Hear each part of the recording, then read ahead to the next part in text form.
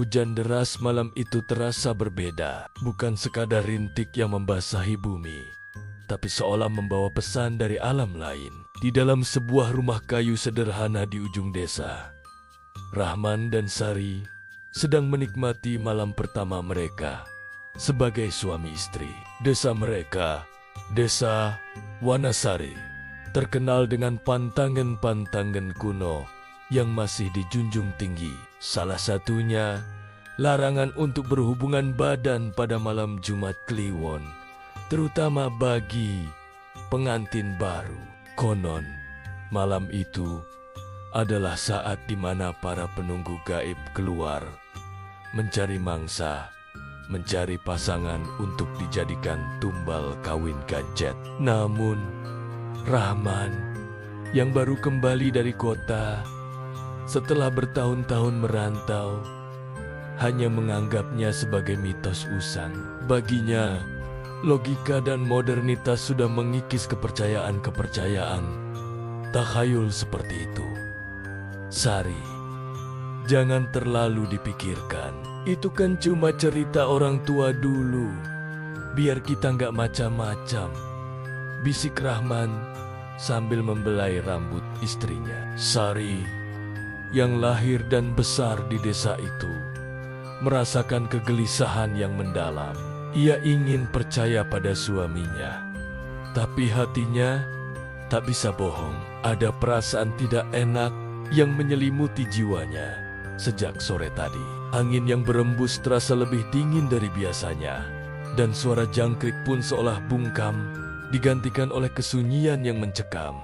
Malam semakin larut. Di luar, petir menyambar sesekali, menerangi siluet pepohonan yang tampak seperti kaker-kaker raksasa yang siap menerkam. Di tengah keintiman mereka, Rahman dan Sari tiba-tiba mendengar suara aneh dari ruang tengah. Suara langkah kaki yang diseret, serik pelan, tapi sangat jelas terdengar di antara jeda suara hujan. Rahman langsung berhenti. "Kamu dengar itu?" tanyanya pelan. Sari mengangguk. Matanya membelalak ketakutan. Wajahnya pucat basi. Suara itu semakin mendekat ke arah kamar mereka. Jantung mereka berdebar kencang, seolah berlomba dengan deru hujan di luar. Tiba-tiba, klik! Lampu bohlam di kamar mereka padam seketika. Kegelapan total menyelimuti ruangan. Hanya sesekali kilat dari luar yang memberikan penerangan singkat. Bersamaan dengan padamnya lampu, hawa dingin yang menusuk tulang merayap masuk dari sela-sela jendela dan pintu. Ini bukan dingin biasa. Ini adalah hawa dingin yang membawa aroma anyir dan bunga kemboja yang memualkan. Sari merapatkan tubuhnya ke Rahman, gemetar hebat. "Man, ada yang masuk kamar," bisiknya dengan suara tercekat. Rahman mencoba memberanikan diri. Ia meraih senter di nakas samping tempat tidur. Tangannya bergetar saat menyalakannya. Cahaya senter yang redup menyorot ke sekeliling ruangan. Awalnya tidak ada apa-apa, hanya perabotan kayu tua dan dinding yang lembab. Namun, saat Rahman mengarahkan sorot lampu ke sudut ruangan dekat lemari, napas mereka berdua seolah terhenti. Di sana, berdiri sesosok bayangan hitam pekat. Tingginya hampir menyentuh langit-langit kamar. Sosok itu tidak memiliki bentuk yang jelas. Hanya gumpalan kegelapan yang lebih pekat dari malam itu sendiri. Yang paling mengerikan, sosok itu tidak memiliki wajah. Hanya permukaan rata yang gelap.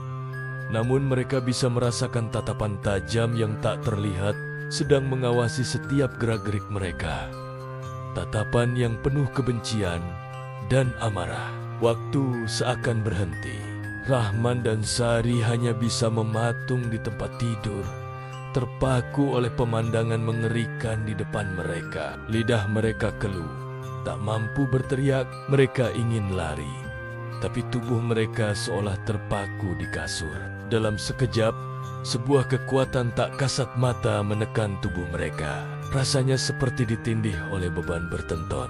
Setiap otot di tubuh mereka terasa kaku dan tak bisa digerakkan. "Aku nggak bisa gerak!" seru Rahman dengan susah payah. Suaranya terdengar seperti bisikan parau. Sari hanya bisa menangis tanpa suara. Air matanya mengalir deras membasahi pipi. Kemudian, dari sosok bayangan hitam itu, terdengar bisikan serak yang menggema di seluruh ruangan. Seolah suara itu datang dari segala arah. "Kalian melanggar pantanganku." Suara itu dingin, tanpa emosi.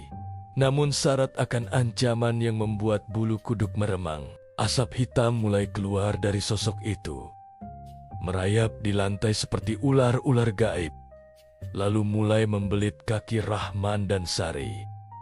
Belitan itu terasa dingin dan menyesakkan. Semakin mereka mencoba memberontak dalam hati, semakin kuat belitan itu mengikat tubuh mereka. Asap itu terus merambat naik, melilit pinggang, dada, hingga leher mereka. Napas mereka menjadi sesak, seolah ada tangan tak terlihat yang mencekik mereka dengan perlahan.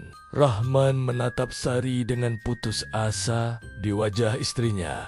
Ia melihat ketakutan murni yang belum pernah ia saksikan seumur hidupnya. Penyesalan yang mendalam menghantam dirinya. Seharusnya ia mendengarkan kata-kata Sari.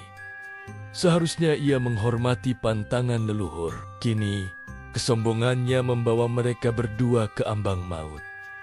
Sosok hitam itu perlahan bergerak mendekat. Setiap pergerakannya diiringi oleh suara gesekan yang mengerikan.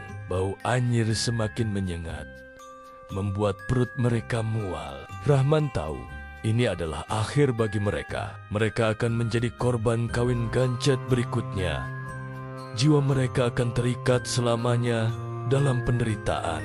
Tepat ketika harapan mereka hampir sirna dan kegelapan mulai menelan kesadaran mereka, tiba-tiba pintu kamar didobrak dengan keras. Berakaka, sesosok pria tua dengan rambut putih panjang dan pakaian serba hitam, masuk ke dalam ruangan. Itu Mbah Kromo, sesepuh desa yang paling dihormati, sekaligus ditakuti karena ilmunya. Di tangannya, ia membawa sebuah anglo kecil berisi kemenyan yang sudah menyala. Asap putih wangi dari kemenyan itu langsung menyebar ke seluruh ruangan, melawan bau anyir yang menyesakkan. "Pergi kau, penunggu laknat. Jangan ganggu anak cucu Adam," seru Mbah Kromo dengan suara lantang yang bergetar penuh wibawa. Ia mulai merapalkan mantra-mantra kuno dalam bahasa Jawa Kawi yang sulit dimengerti. Tangannya menaburkan bunga 7 rupa ke arah bayangan hitam itu. Begitu bunga itu menyentuh sosok hitam, terdengar jeritan melengking yang memekakan telinga. Bukan jeritan manusia, tapi jeritan dari dimensi lain yang penuh dengan penderitaan. Sosok hitam itu menggeliat kesakitan. Asap yang membelit Rahman dan Sari seolah terbakar. Melepaskan cengkeramannya, bayangan hitam itu berteriak lagi. Kali ini lebih keras, membuat kaca jendela bergetar hebat. Sosoknya mulai tidak stabil, bergejolak seperti air mendidih. "Kalian milikku, milikku," teriaknya dengan suara yang bercampur antara bisikan serak dan jeritan pilu.